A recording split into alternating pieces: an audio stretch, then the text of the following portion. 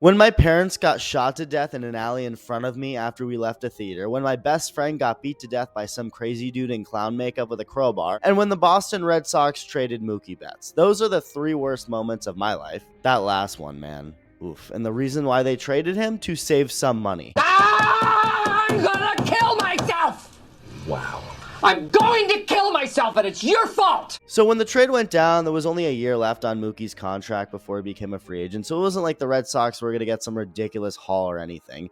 But they were at least going to get something solid. I mean, it's still Mookie Betts, even if just for a year, even though the Dodgers ended up, of course, extending him anyway. But 5 years later, the only player left in the return to Boston is Connor Wong, who's been pretty good, actually, solid catcher. But of the other two players traded to the Red Sox, Jeter Downs is playing in Japan now, and Alex Verdugo isn't employed by anybody. But Verdugo really sticks out as someone who looked to have so much potential only to fall off so far to a point that nobody would have imagined years ago. Really quick, as always, if you're part of the 51% of viewers not subscribed yet, go ahead and hit that button if you enjoy the videos, as Alex Verdugo was never someone expected to live up to Mookie Betts necessarily. No, nobody thought that. But he definitely had hype surrounding him into Boston.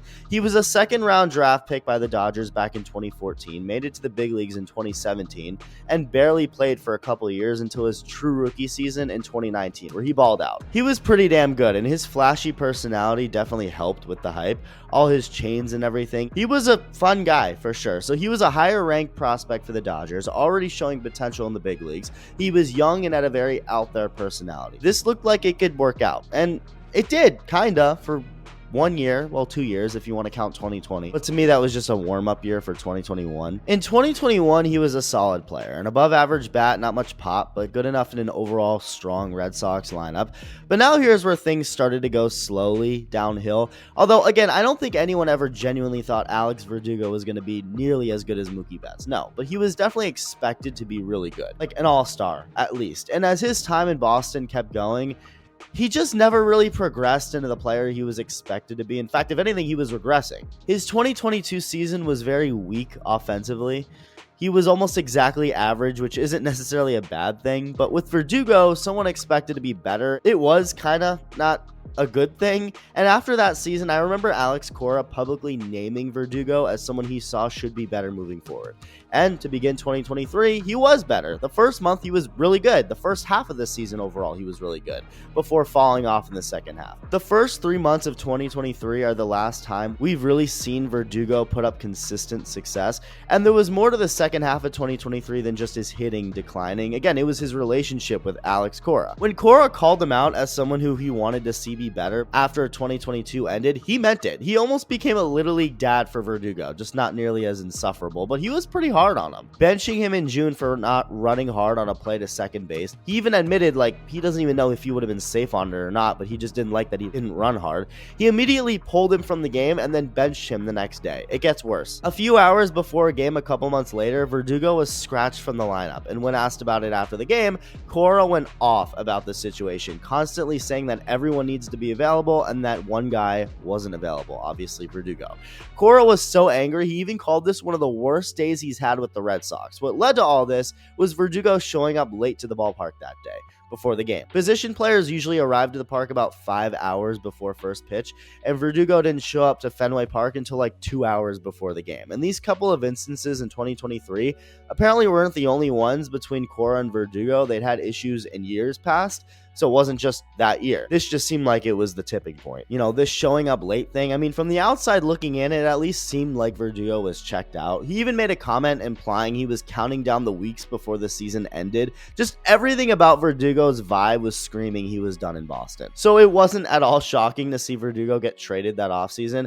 But what was shocking was where he was traded to. The Yankees. That was a pretty wild plot twist I don't even think M. Night Shyamalan would come up with. And right when he was traded, he kind of threw shade at Cora when he praised who his new manager was about to be, Aaron Boone, saying that instead of airing his guys out, Boone has his players' backs. So it was really funny when Aaron Boone pretty quickly told Verdugo after joining the Yankees that he can only wear one chain instead of his usual 17 or whatever. And Verdugo's first year in New York, his first and only season in New York. He regressed little by little each year in Boston before becoming just objectively awful as a Yankee, as a hitter at least. His defense was great last year. That's one thing you cannot take away from him. He was an awesome defensive outfielder, but his hitting, everything shot down. And what sums his Yankee career up best was what happened before Game 2 of the World Series.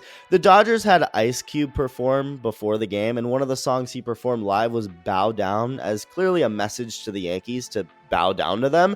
And Alex Verdugo, pretty sure he forgot he wasn't on the Dodgers for a second. Bro was vibing out. Again, for a song directed as a shot to the Yankees before just days later being the final out of a World Series win for the Dodgers. Ironic. Imagine Drake vibing out to Not Like Us before handing Kendrick Lamar a trophy at the Super Bowl. That was Alex Verdugo. And looking back at Verdugo's stats, I honestly didn't realize how little pop he's had for his entire career. Last year, he had 13 home runs, which makes sense because it wasn't a good season for him. But if you asked me how many home runs he had while in Boston each year, I would have told you he had at least one 20-plus home run season. But no, the most he hit in a season in a Red Sox uniform was also 13. He did that twice. That's his career high. And I think overall the biggest problem with Verdugo is the thump in his bat. And what I mean by that is he's never been a big strikeout guy. Like, he actually has pretty good plate discipline and avoids strikeouts and swings and misses pretty damn well. He just doesn't do much damage when he hits the ball. He's a very, very weak hitter who's become a lot weaker as time's gone on. And I guess it's so bad to the point where nobody wants him. And as bad as he's been, I don't fully understand how he hasn't found a team yet. Like I said, his defense is great. He has shown potential hitting wise in the past. He's durable and has played almost every game for his team the last several years. He's still young. He's only about to be 29 years old. Like, I guess I'm just confused on how not one of the 30 teams have given him even a 1-year minor league contract. Maybe because he's refused to sign that, although in that case, with how bad he's been, he's got to suck it up and take it. But I don't know if that's the case. I'm just speculating. How does a bad team not take a flyer on Verdugo? Any contract for him would obviously be a 1-year prove-it type deal, nothing more than that. Yet, forget spring training. With opening day less than 2 weeks away now, for him not to be anywhere is just really weird. I guess the metrics on the lack of how hard he's been hitting the ball is really getting in the way of anyone giving Verdugo a shot.